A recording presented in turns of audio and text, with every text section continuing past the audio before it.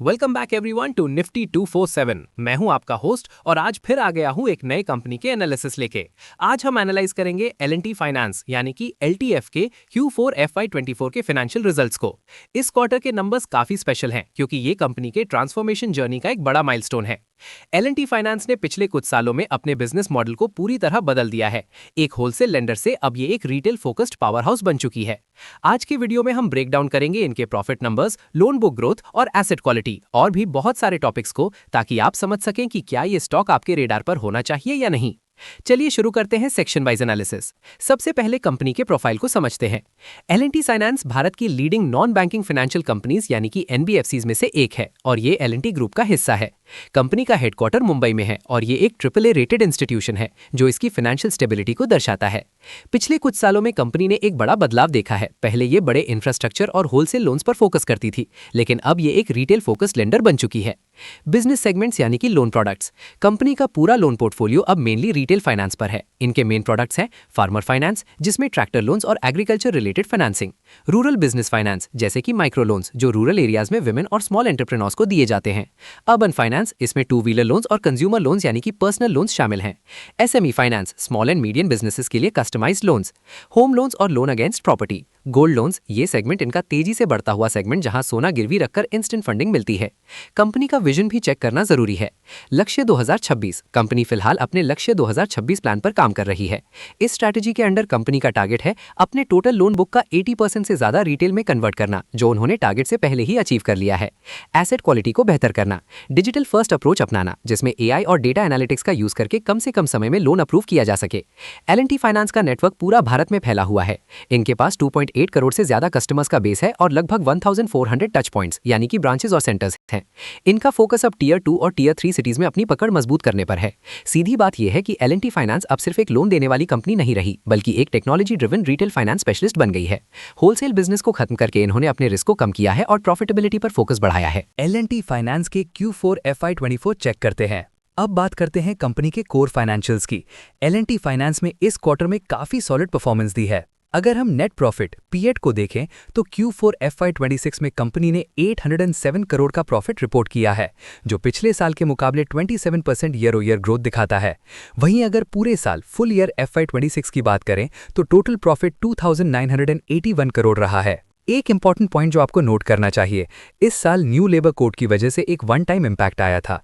अगर हम उस नॉन रेकरिंग इम्पैक्ट को हटा दें तो कंपनी का एक्चुअल प्रॉफिट 3003 करोड़ होता। इनकी नेट इंटरेस्ट इनकम, NII और फीस में भी अच्छी ग्रोथ है, जो ये प्रूव करता है कि इनका रिटेल ओनली मॉडल अब काफी प्रॉफिटेबल हो चुका है। मार्जिन्स के फ्रंट पर इनका निम प्लस फीस 10.47% पर पहुंच गया है, जो इंडस्ट्री में काफी कॉम्पिटिटिव है। ROA रिटर्न ऑन एसेट्स, ये एक बहुत इंपॉर्टेंट रेशियो है। LTF ने 2.40% का ROA अचीव किया है, जो इनके लक्ष्य 2026 टारगेट के काफी करीब है। ROE रिटर्न ऑन इक्विटी, इनका ROE अब 11.71% पर है। मैनेजमेंट का नेक्स्ट टारगेट इसे 16% के पार ले जाने का है। अब आते हैं एसेट क्वालिटी पर, जो किसी भी NBFC के लिए सबसे जरूरी है।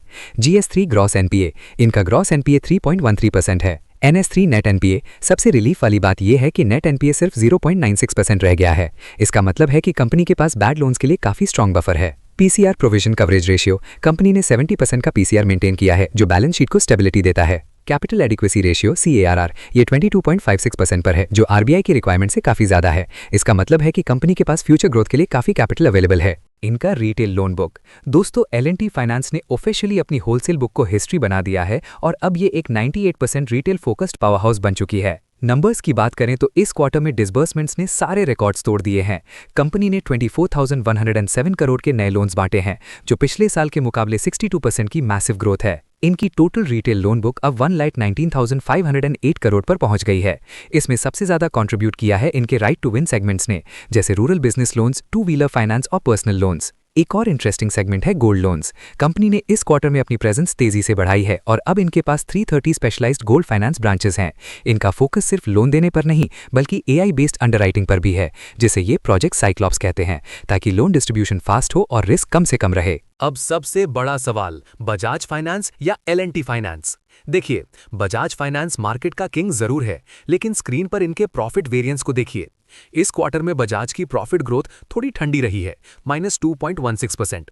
वहीं L&T फाइनेंस 26.79% की सॉलिड ग्रोथ के साथ काफी अग्रेसिव दिख रही है। इनका पी रेशियो अभी भी 24.2 के पास है, जो बजाज 31.5 और टाटा कैपिटल 29.3 से सस्ता है। इसका मतलब है कि ग्रोथ के साथ साथ यहाँ वैल्यूएशन एक्सपेंशन की भी पूरी गुंजाइश है। एक और पॉइंट नोटिस कीजिए, क्वार्टर सेल्स वेरिएंस यानी रेवेन्यू ग्रोथ। एलटीएफ का रेवेन्यू ग्रोथ 18.6% है, जो श्रीराम फाइनेंस और बजाज से भी बेहतर है। रिटेल इन्वेस्टर्स के लिए अच्छी बात यह है कि ये स्टॉक अभी भी 290 की रेंज में मिल रहा है, जो इसे काफी एक्सेसिबल बनाता है compare to high ticket stocks like Muthoot. अब आते हैं एक बहुत ही इंटरेस्टिंग पार्ट पर, शेयर होल्डिंग पैटर्न। देखिए, किसी भी कंपनी की स्टेबिलिटी उसके प्रमोटर से पता चलती है। एल&टी फाइनेंस के केस में प्रमोटर्स यानी लार्सन एंड टुब्रो के पास 65.99% की भारी भरकम हिस्सेदारी है। बॉस, इतनी बड़ी होल्डिंग का मतलब है कि पेरेंट कंपनी को एलटीएफ की रिटेल अवतार पर पूरा भरोसा है। पूरा साल इनकी होल्डिंग लगभग स्टेबल रही है, -0.04% का माइनर चेंज, जो एक बहुत बड़ा कॉन्फिडेंस बूस्टर है। स्मार्ट मनी क्या कर रहा है? डीआईआईस यानी डोमेस्टिक इंस्टीट्यूशनल इन्वेस्टर्स की होल्डिंग 14.91% है।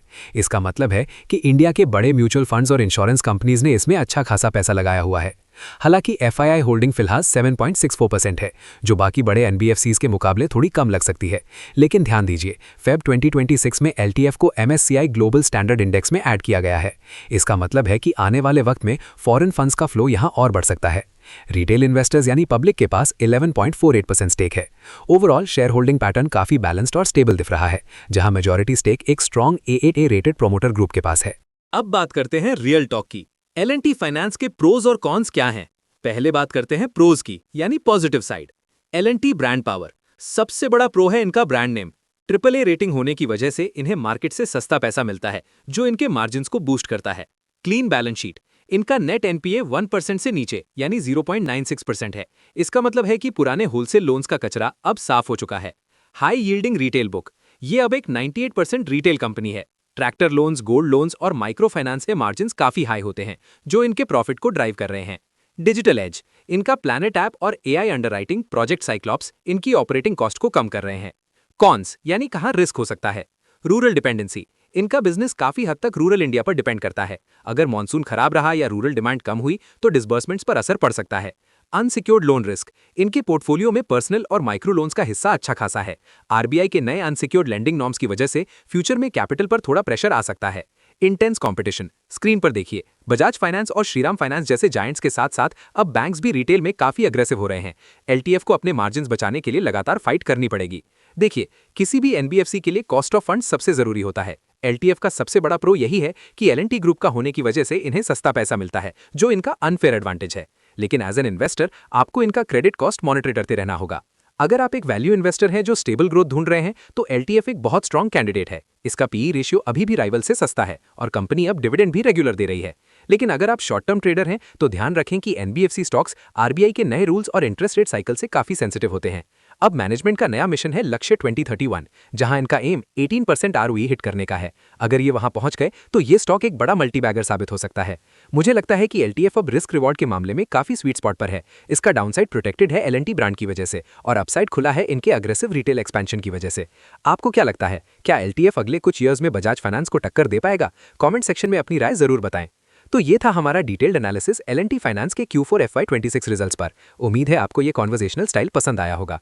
अगर आप चाहते हैं कि मैं और भी Q4 रिजल्ट्स कवर करूं, तो चैनल को सब्सक्राइब करके बेल आइकन जरूर दबाएं, ताकि आप कोई भी अपडेट मिस ना करें। वीडियो अच्छा लगा तो लाइक करना मत भूलना। मिलते हैं अगले वीडियो में, तब तक के लिए कीप लर्निंग, कीप स्माइलिंग।